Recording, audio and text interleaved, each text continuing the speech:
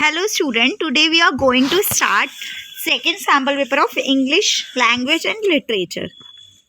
देखिए इसका section A, इसमें फर्स्ट क्वेश्चन क्या है, read the following passage carefully, यानी आपको ये पैसेज पढ़ना है और इसके आंसर्स देने. Organic food is very popular these days, यानी आजकल ऑर्गेनिक फूड बहुत ज़्यादा पॉपुलर हो रहा है, बहुत ज़्यादा फेमस हो रहा है. It can be very expensive, लेकिन जो ऑर्गेनिक फूड होते हैं, जो जैविक खाना होता है, मतलब जिसमें किसी तरह की मिलावट नहीं होती, वो बहुत ज़्यादा एक्सपेंसिव होते हैं, यानी महंगे होते हैं. Some organic food cost twice as much as non organic food, यानी कुछ ऑर्गेनिक फूड की कॉस्ट जो है, लागत जो है, डबल होती है नॉन ऑर्गेनिक फूड की. Parents of young children and even some pet owners will pay high prices for organic food, यानी जो यंग चिल्ड्रंस के पेरेंट्स होते हैं और पेट ओनर्स होते हैं, वो ज़्यादा से ज़्यादा पैसे पे कर देते हैं ऑर्गेनिक फूड के लिए. If they think it is healthier, अगर उन्हें लगता है कि ये हेल्दी है. But many others things organic food is just waste of money, लेकिन कुछ लोग ऐसा सोचते हैं कि ऑर्गेनिक फूड जो है पैसे की बर्बादी है. There is main difference between organic and non organic food. एक डिफरेंस है ऑर्गेनिक और नॉन ऑर्गेनिक फूड में. Organic farms do not use agriculture chemical such as pesticides that stop insects from damaging crops. Organic food में chemicals वगैरह का use नहीं होता. In many countries food that claim to be organic must have special labels that guarantees they are grown organically. मतलब बहुत सारी ऐसी countries हैं वो गारंटी देती हैं कि हमने अपने एग्रीकल्चर प्रोडक्ट को नॉन ऑर्गेनिक तरीके से उगाया है, ना कि नॉन ऑर्गेनिक तरीके से. Some people think organic also means locally grown. कुछ लोगों को ऐसा लगता है ऑर्गेनिक का मतलब होता है लोकली जो ग्रो कर लिया है, खुद ही ग्रो कर लिया. Originally it was Indeed true, वैसे ये पहले तो यही सच था, but over a period of time, लेकिन कुछ समय बाद organic farming has become big business. लेकिन अब क्या हुआ, ऑर्गेनिक फार्मिंग बहुत बड़ा बिजनेस बन गई है, with many organic foods now being grown by large agriculture companies. अब ऑर्गेनिक फूड जो है बड़ी बड़ी कंपनियां उगाती हैं, and that sell their product far from where they are grown, और दूर दूर वो अपने प्रोडक्ट्स को बेचती हैं. Process food made with organic ingredient, जो प्रोसेस फूड होते हैं वो ऑर्गेनिक इंग्रेडिएंट से ही बनाए जाते हैं, वो बहुत ज़्यादा आजकल पॉपुलर हो रहे हैं. At first only small companies produce this product. पहले तो छोटी छोटी कंपनियां ही इन प्रोडक्ट को बनाती थी जो ऑर्गेनिक प्रोडक्ट है. But as demand overtook supply, लेकिन अब क्या हुआ, डिमांड बहुत ज़्यादा बढ़ गई है सप्लाई से. तो big food companies that has been selling non organic product for many years also begin selling organic product. तो आजकल जो नॉन ऑर्गेनिक प्रोडक्ट कंपनियां जो ग्रो करती थी, वो भी ऑर्गेनिक प्रोडक्ट को ग्रो करती हैं. In organic food safer and more nutrient, this is an important part of debate. क्या ऑर्गेनिक प्रोडक्ट में जो ऑर्गेनिक फूड होता है उसमें ज़्यादा न्यूट्रिएंट होते हैं? Many farmers and consumer believe it is safer and more nutritious. मतलब बहुत सारे फार्मर्स ऐसा बिलीव करते हैं कि जो ऑर्गेनिक प्रोडक्ट होते हैं वो सेफ़ होते हैं और इसमें ज़्यादा न्यूट्रिएंट्स होते हैं, यानी ज़्यादा पोषक तत्व होते हैं. They think agriculture chemical can cause serious illness such as cancer. जो एग्रीकल्चर केमिकल है उनकी वजह से बहुत सारी बीमारी हो सकती है, जैसे कि कैंसर हो गया. But there is much evidence proving that is true. However, recent studies have shown that eating organically grown product reduce your chances of developing heart disease. यानी ऑर्गेनिक फूड को अगर हम खाते हैं तो उससे हमारी हार्ट डिजीज़ के चांसेस भी कम होते हैं. Many doctors think it is more important to stop dangerous bacteria from contaminated foods. यानी जो contaminated foods होते हैं, यानी प्रदूषित जितने भी खाना होता है उसमें बहुत सारे बैक्टीरियाज होते हैं, जिससे बहुत सारे डॉक्टर्स ऐसा सोचते हैं ऑर्गेनिक फूड खाने से ये सब डेंजर भी कम हो जाता है. These bacteria can contaminate both organic and non organic fruits vegetables, and doctor recommend washing produce carefully before eating.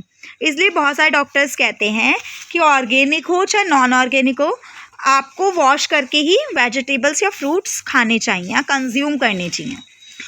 अब देखिए, meat, fish and chicken can also become contaminated to washing your hands before handling these foods is very important. यानी meat हो चाहे fish हो, जो भी आप non wages खाते हैं उन्हें भी खाने से पहले अच्छे से वॉश कर लेना चाहिए. अब देखिए, आई होप आपको ये वाला पैराग्राफ अच्छे से समझ आ गया होगा. तो इसमें बेसिकली ऑर्गेनिक फूड के बारे में बताया गया है, उनके बेनिफिट्स बताए गए हैं. तो देखिए, अब नाउ अब हम क्वेश्चंस को डिस्कस करेंगे। देखिए फर्स्ट क्वेश्चन है, people are willing to pay high prices for organic food because. जो पीपल हैं, लोग ज़्यादा प्राइस क्यों देते हैं ऑर्गेनिक फूड के? क्योंकि क्या होता है, मैंने आपको बताया था, it doesn't contain agriculture chemical, क्योंकि इसके अंदर केमिकल नहीं होते, हमने यही पढ़ा है। देखिए इसमें बाकी जो ऑप्शंस हैं ये इजीली अवेलेबल नहीं होते, ये भी नहीं हमने पढ़ा था। वेट लॉस होता है, ये भी नहीं पढ़ा था। और ये स्मॉल कंपनीज के द्वारा प्रोड्यूस होते हैं, ये भी नहीं पढ़ा था, क्योंकि हमने ये पढ़ा था जो ऑर्गेनिक फूड है बड़ी बड़ी कंपनियां प्रोड्यूस करती हैं। अब देखिए नेक्स्ट है, इज ऑर्गेनिक फूड सेफर और more nutritious? This is important part of debate. ये मतलब आपको बताना है इसमें से कौन से वाला ऑप्शन है। तो इसमें इससे ये कौन सा ऑप्शन है? कॉशन। ठीक है, अब नेक्स्ट वाला देखिए, इसका complete the following with phrase from paragraph 3, यानी पैराग्राफ 3 से आपको इसे कंप्लीट करना है। Big food companies have started selling organic food product because demand overtook supply, क्योंकि डिमांड जो है सप्लाई से ज़्यादा बढ़ रही है, इसलिए बड़ी बड़ी कंपनीज भी ऑर्गेनिक फूड को उगाती हैं। The writer contrast organic food to non organic food, state one point comparison between to.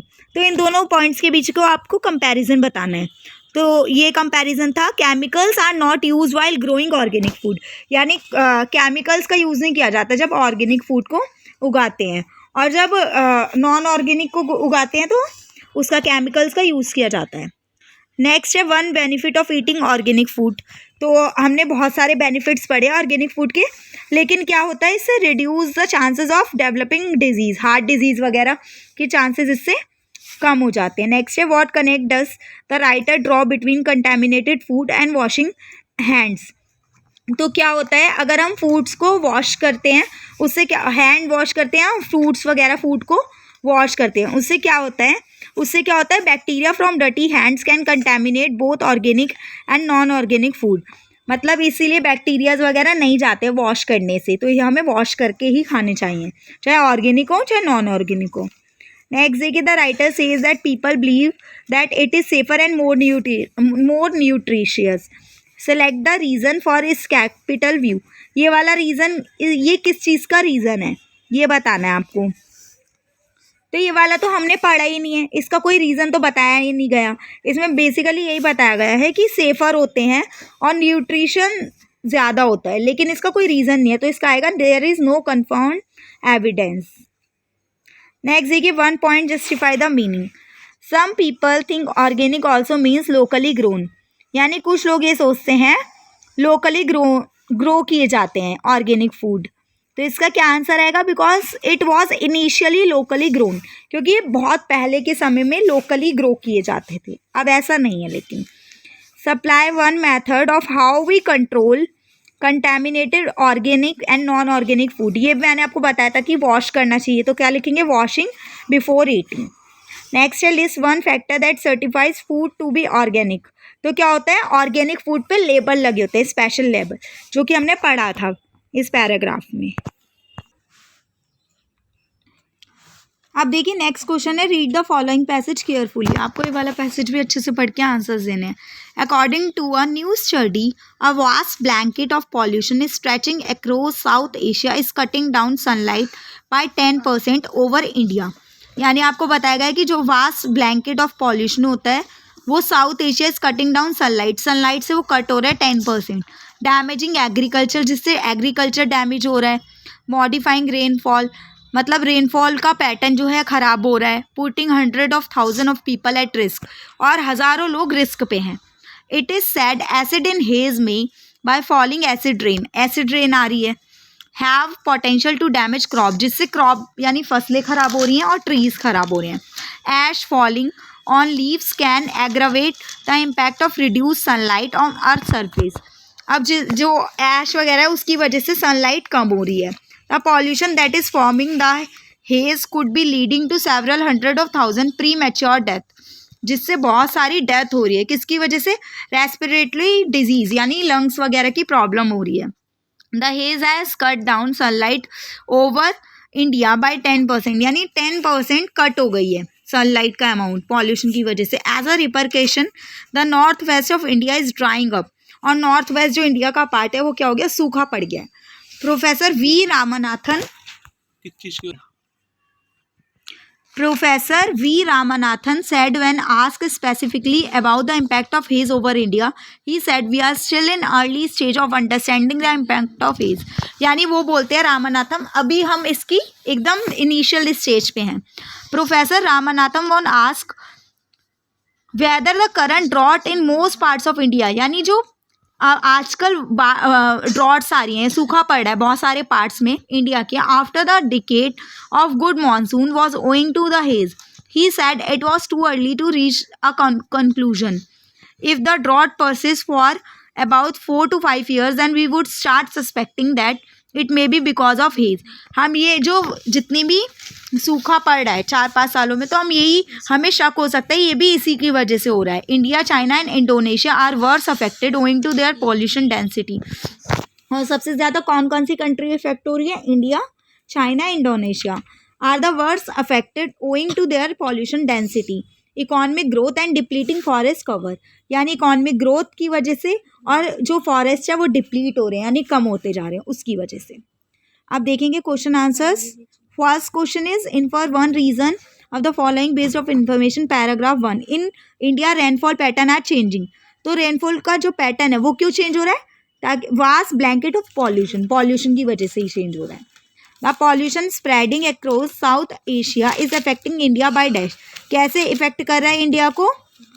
देखिए इसमें आएगा डैमेजिंग एग्रीकल्चर कर रहा है, ये हमने पढ़ा था. मॉडिफाइंग रेनफॉल पैटर्न कर रहा है और पुटिंग एट रिस्क पे लोगों को कर रहा है. और ये स्पॉइलिंग ब्लैंकेट्स, ये तो हमने पढ़ा ही नहीं था. तो इसके फर्स्ट, सेकंड और थर्ड पॉइंट बिल्कुल ठीक है. नेक्स्ट क्वेश्चन देखेंगे. जैसे सस्पेक्टिंग का होता है डाउटिंग, यानी सस्पेक्ट का मतलब ही होता है डाउट करना. तो किसका मतलब? पॉसिबिलिटी का क्या मतलब होता है? तो पॉसिबिलिटी का मतलब क्या होता है? पोटेंशियल. नेक्स्ट देखेंगे. Dash drought were cause by haze. किस तरह की ड्रॉट आ रही है? तो इसका आंसर होगा there has not been enough time to determine that. मतलब हम पे टाइम ही नहीं है कि हम इसका पता लगा सकें. नेक्स्ट देखिए. From the pie chart identify one reason each does and doesn't contribute to weather disruption. यानी कौन कौन से कंट्रीब्यूट करते हैं वेदर डिस्ट्रप्शन के लिए? तो डज में आएगा ash, acid rain, reduce sunlight, aerosol pollution, blooms, ये डिप्लीशन ऑफ फॉरेस्ट. जो हमने पढ़ा है वही लिख देंगे. ये सारे पॉल्यूशन के रीजन्स हैं और बाकी सब डजंट में आ जाएंगे.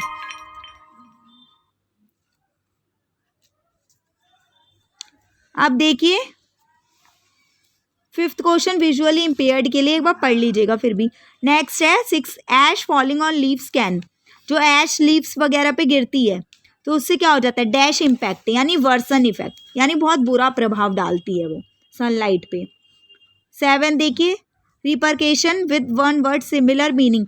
मतलब रिपरकेशन का वन वर्ड सेम मीनिंग बताना है. तो रिपरकेशन का मतलब होता है रिजल्ट. यहाँ पे आ जाएगा रिजल्ट. नेक्स्ट है list any 2 country which are affecting due to depleting forest. तो 3 कंट्री हमने पढ़ी थी, इंडिया, चाइना और इंडोनेशिया. नेक्स्ट देखिए. नेक्स्ट है persist in drought persist in use paragraph. इसका क्या मतलब है परसिस्ट का मतलब? तो परसिस्ट का मतलब होता है कॉन्टिन्यू. कोई चीज़ चलती रहती है तो उसे कॉन्टिन्यू भी बोलते हैं और परसिस्ट भी बोलते हैं. अब देखिए. Select the option title paragraph 1 to 4 appropriately with the reference of information. जो हमने पढ़ा है इसमें अप्रोप्रिएट आंसर बताना है. तो इसका फर्स्ट हो जाएगा impact of pollution in south Asia. Second का होगा इफेक्ट ऑफ एसिड रेन या understanding of acid rain. Next इसका आंसर होगा अंडरस्टैंडिंग कॉन्सिक्वेंसेस ऑफ हेज और डिबेट ओवर ड्रॉट. मतलब इन चारों ऑप्शंस में से हमने जो फर्स्ट पैराग्राफ में पढ़ा है उसमें से वो लिखना है, टिक करना है. सेकंड में से जौन सा पढ़ा है वो, थर्ड में से जौन सा पढ़ा है वो. आई होप ये वाला अच्छे से क्लियर. देखो नेक्स्ट है attempt any 10 of following 12 question. यानी ये वाले क्वेश्चंस ग्रामर के हैं. Grammar and creative writing skills. देखिए the teacher motivate the student by letting them know that if they dash submit their assignment by the end of the day they might get an opportunity to watch the match. मतलब teacher ऐसे motivate करता है जल्दी से अपने assignment submit कर दो तो तुम्हें मैच भी देखने को मिलेगा। तो क्या लिखोगे, दे वुड सबमिट, कि आप जैसे असाइनमेंट सबमिट करेंगे तो वुड आएगा। ठीक है, इसका आंसर क्या आएगा, सी। अब देखिए ये मैंने कल भी आपको बहुत अच्छे समझाया था, कन्वर्सेशन है। अब इस कन्वर्सेशन को देख के सेंटेंस को पूरा करना है। तो कोच बोलता है, while talking the player ask him whether he could be able to report for morning practice. The player affirmed, जो प्लेयर है वो क्या बोलते हैं, वो बोलते हैं he would report every morning at 7 AM sharp. तो आई की जगह क्या आ जाएगा, ही, और विल की जगह क्या आ जाएगा, वुड, क्योंकि पास्ट टेंस में कन्वर्ट कर देंगे। नेक्स्ट देखिए थर्ड क्वेश्चन है। थर्ड क्वेश्चन में क्या आएगा, the cars were stop dash going any further due to traffic diversion. तो स्टॉप की जाती है फ्रॉम गोइंग, यानी जाने से, तो फ्रॉम आएगा यहाँ पे। नेक्स्ट देखिए फोर्थ क्वेश्चन है, आपको बताना है इसमें से एरर और करेक्शन वाला कौन सा ऑप्शन सही है। तो हूएवर ड्रोव नहीं आएगा यहाँ पे, हूएवर ड्रोव की जगह क्या आएगा, ड्राइव्स, यानी जो भी ड्राइव करता है। इसका फर्स्ट वाला सही है। नेक्स्ट देखेंगे, not only did Mayank work hard to win the trophy ना। अगर जब भी नॉट ओनली आता है तो उसके साथ हमेशा जो बनता है उसके साथ क्या आता है, बट ही ऑल्सो। तो इसका आंसर क्या आएगा, डी, बट ही ऑल्सो, क्योंकि नॉट ओनली के साथ हमेशा कॉम्बिनेशन आता है बट ही ऑल्सो का। ठीक है, अब देखिए next question, fill in the blank करना है। The name of applicants were dash in the report and submitted to the manager. तो वर है तो हमेशा वर के साथ क्या आएगा, लिस्टेड आएगा, क्योंकि वर यानी पास्ट की बात कर रहे हैं तो लिस्ट नहीं आएगा, ईडी लगेगा, listed. 2/3 of student dash present at inaugural function. तो 2/3 स्टूडेंट वर प्रेजेंट हुए थे, तो वर लगेगा ना, यानी बहुत सारे स्टूडेंट हैं तो वर लगेगा। नेक्स्ट देखिए 8th क्वेश्चन में आपको क्या करना है, एरर बतानी है और करेक्शन बतानी है। तो फॉर ट्रैवल इन्फॉर्मेशंस नहीं आएगा, यहाँ पे इन्फॉर्मेशंस लिखेंगे और यहाँ पे लिखेंगे इन्फॉर्मेशन, क्योंकि एक ही बताया गया ना। इन्फॉर्मेशन, जब इन्फॉर्मेशन होता ही नहीं है कोई वर्ड, हमेशा सिर्फ इन्फॉर्मेशन ही आता है आंसर, एस नहीं लगता इसमें। तो ये वाला हमारा गलत है। अब ये वाला फिर आपको कंप्लीट करना है सेंटेंस। तो देखिए कंप्लीट करने के लिए, जैसे ये है कन्वर्सेशन है और कंप्लीट करना है। Ajay replied he had not because. तो इसका आंसर क्या आएगा, इसका आंसर आएगा he had run out of money. तो यहाँ पे लास्ट वाला आएगा, he had run out of money. क्यों आएगा, क्योंकि ये पूरा पास्ट में है, had not because had bought, तो क्या आएगा, हैड रन। वॉज नहीं आ सकता, हैज़ रन नहीं आ सकता, हैव रन नहीं आ सकता, हैड आएगा, क्योंकि पास्ट में बात कर रहे हैं। नेक्स्ट है, his brother along with his friends dash leaving for the stadium. तो इसका आंसर क्या आएगा, is leaving for the stadium, क्योंकि ये सीधा प्रेजेंट टेंस की बात कर रही है, तो इसमें इज आएगा। नेक्स्ट देखेंगे 11th, the resident promise to dash president of the association in demand for proper garbage disposal system. तो क्या आएगा, यहाँ पे आएगा स्टैंड बाय, क्योंकि हमेशा स्टैंड के साथ क्या लगता है, बाय लगता है। हम नेक्स्ट देखेंगे, the number of people attending this evening annual function is dash than that of previous year. तो क्या लिखेंगे, लेस देन, यानी पिछले साल से कम है मेंबर्स, तो क्या आएगा, लेस। अब देखिए कल लेटर मैंने आपको बताया था किस तरीके से लिखना है। आप मोहित हैं और आपका ये एड्रेस दिया हुआ है, आपको लेटर लिखना है, एडिटर को इसमें लिखना है आपको, हिंदुस्तान टाइम्स में। तो एडिटर को लेटर लिखने के लिए वही लिखते हैं, सबसे पहले आप अपना एड्रेस लिखेंगे, उसके बाद डेट लिखेंगे, उसके बाद द एडिटर किसी भी न्यूज़पेपर का नाम, फिर उसका एड्रेस लिखेंगे, फिर पूरा डिस्क्राइब कर देंगे जो भी आपको डिस्क्रिप्शन लिखनी है, और लास्ट में लिखेंगे योर सिंसियरली या योर ट्रूली। अब देखिए इसमें से आपको क्या करना है, पैराग्राफ लिखना है, और कल भी मैंने आपको बताया था पैराग्राफ हमेशा किस में लिखना है, प्रेजेंट टेंस में। तो जो भी इससे रिलेटेड, टॉपिक से रिलेटेड लिखना है, तो जो भी पढ़ेंगे आप उसके अकॉर्डिंग प्रेजेंट टेंस में पैराग्राफ लिख देना है। और मतलब इसका जैसे आपको ग्राफ दिया हुआ है इसके अकॉर्डिंग देख देख के आप कुछ भी मतलब बना सकते हैं सेंटेंसेस। बस प्रेजेंट टेंस का यूज़ करना है, यूजुअली सिंपल प्रेजेंट टेंस और कॉन्टिन्यूस। देखो अब ये है लिटरेचर। लिटरेचर में फर्स्ट पैसेज है, रीड द फॉलोइंग एक्सट्रैक्ट। आपको ये पैसेज अच्छे से पढ़ना है और इसका आंसर देना है। I read the 3 pages Mrs Keesing had assigned me. मैंने 3 पेजेस लिखे जो कि मिसेस कीजिंग ने मुझे दिए थे एंड वॉज सेटिस्फाइड। मैं बहुत सेटिस्फाई हुआ। I argue that talking is a students trait. मैंने हमेशा इस बात पे आर्ग्यू की जो बातचीत करना है स्टूडेंट की विशेषता होती है। And I would do my best to keep it under control. और मैंने हमेशा इस चीज़ I will do my best to keep it under control. मैंने अपना हर एक प्रयास किया कि सब कुछ अंडर कंट्रोल रहे। But that I would never be able to cure myself of habit since my mother talked as much as I did. मतलब फिर भी मैं हमेशा इतना ज़्यादा बोलता हूँ क्योंकि मेरी मम्मी की भी आदत है ज़्यादा बोलने की। If not more, and that there's not much one can do about inherited trait। ये एक तरीके से inherited trait है, यानी inherited जो हमें वंश में मतलब पूर्वज से मिलती है कोई भी, मतलब अपने वंश से मिलती है कोई भी विशेषता। तो फर्स्ट का क्या है, हु वॉज मिसेस कीजिंग। तो मिसेस कीजिंग कौन थी, इंग्लिश टीचर। नेक्स्ट आएगा according to extract the incorrigible habit possess by speaker. तो क्या हैबिट थी उसकी, इसका आंसर आएगा सेकंड, टॉकिंग टू मच, बहुत ज़्यादा बोलता था वो। इसके बाद देखिए नेक्स्ट क्वेश्चन है, नेक्स्ट क्वेश्चन इज थर्ड। आपको क्या करना है, ऐसे रूटीन का मतलब हैबिट होता है,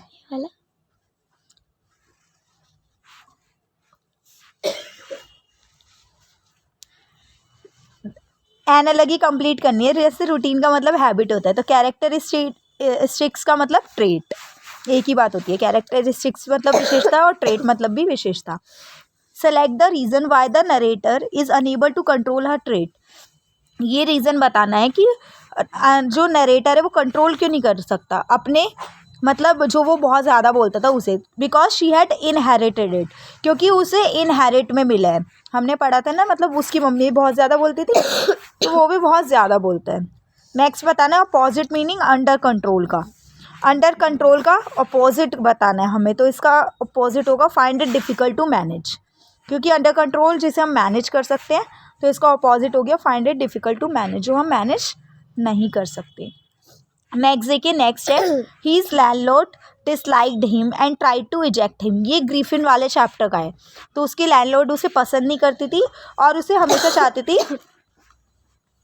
बाहर निकालने का। तो इन रिवेंज यानी ग्रिफिन ने बदला लिया, तो in revenge Griffin set fire to house. तो रिवेंज में यानी बदले में ग्रिफिन ने क्या किया, पूरा का पूरे घर को आग लगा दी। To get away without being seen he had remove his clothes. ताकि वो दिखाई ना दे इसलिए उसने अपने कपड़े उतार दिए। Thus it was that he become a homeless wondered. तो वो होमलेस था, वेंडर्ड जो हमेशा घूमता रहता है, without clothes, without money and quite invisible. और क्या हो गया, वो इनविजिबल हो गया। until he happened to step in some mud and left footprint as he walked। बस उसके थोड़े थोड़े फुटप्रिंट दिखाई देने लग गए क्योंकि जब उसके पैरों में मिट्टी लगी। अब देखिए नेक्स्ट क्या है, इसके क्वेश्चंस के आंसर आपको देने हैं चूज करके। Griffin landlord try to eject him. उसे बाहर निकालना चाहती थी because he didn't like him, वो उसे पसंद नहीं करती थी। इसे आपको फिल करना है। Griffin deliberately removed his cloth because he wanted to become invisible, क्योंकि वो इनविजिबल होना चाहता था, इसलिए उसने अपने सारे के सारे कपड़े उतार दिए। नेक्स्ट देखिए, select the option correctly capture the application of word fire, जिसमें फायर का अच्छे से यूज़ किया गया है। तो वो वाला ऑप्शन है हमारा D. The Amar palace was completely destroyed by fire. मतलब एक पैलेस था वो डिस्ट्रॉय हो गया फायर की वजह से। Griffin presence was felt when. Griffin की प्रेजेंस कब हमें पता चली, ही लेफ्ट मडी फुटप्रिंट, क्योंकि उसके जब वो रेत पे जब उसने पैर रखे तो उसके फुटप्रिंट दिखाई देने लगे थे। नेक्स्ट है which of the following is not true with reference to given extract. क्या चीज़ ट्रू नहीं है इसमें, तो इसमें है ये वाली, Griffin promise to behave himself. उसने कभी भी कोई प्रॉमिस नहीं किया था कि वो बिहेव हिमसेल्फ करेगा, अच्छा बिहेव करेगा। अब देखिए नेक्स्ट है आपकी पोएम। आपको पता ही है पोएम भी आती है जिसमें से आपको छाट के आंसर्स देने होते हैं, तो रीड करना है ये अच्छे से एक्सट्रैक्ट. और if some time when roaming around a noble wild beast greets you with black stripes of yellow ground, just notices he eats you.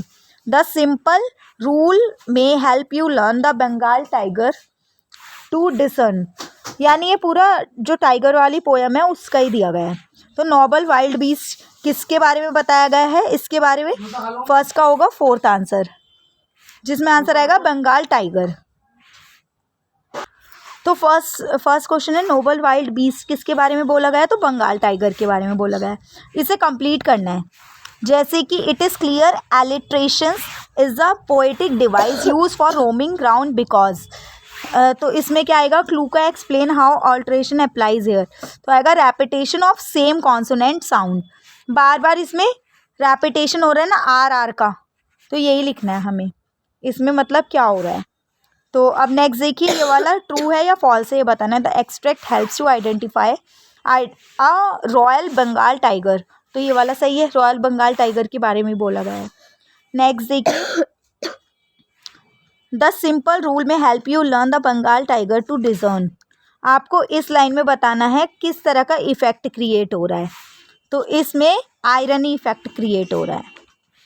Next देखिए, which word in extract tells you that you have recognise the noble beast.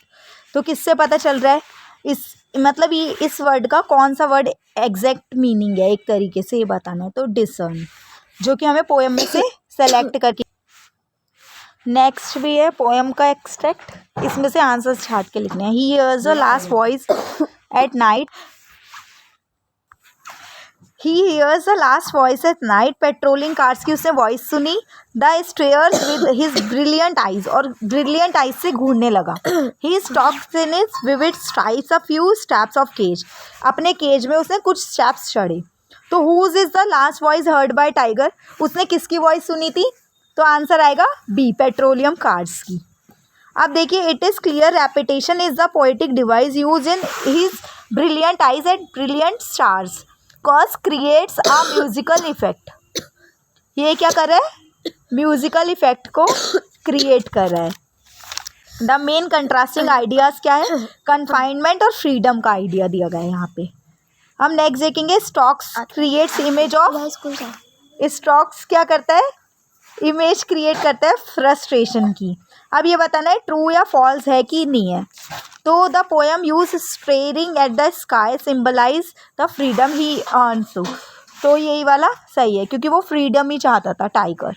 अब देखिए next, ये सब ना आपके question answers हैं, ये देख लीजिएगा लिटरेचर में, इनके आंसर्स सॉल्व कर लीजिएगा. और अगर कोई डाउट हो then ask in comment. Thank you.